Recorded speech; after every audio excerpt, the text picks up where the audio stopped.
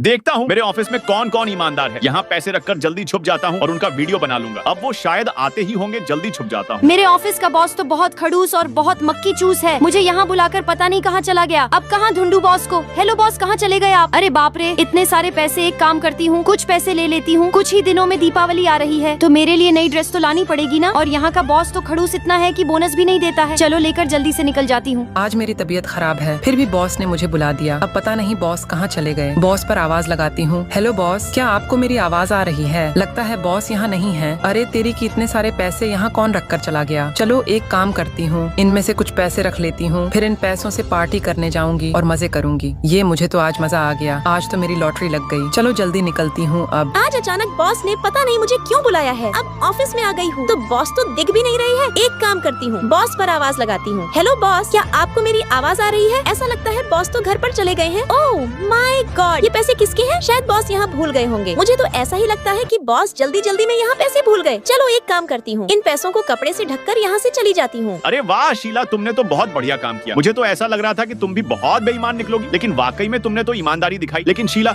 एक बात बोलो, तुमने जो ईमानदारी दिखाई है ना, इसके लिए तुम्हारी इस वीडियो को कोई भी लाइक करके तुम्हारा चैनल कोई भी सब्सक्राइब नहीं करेगा।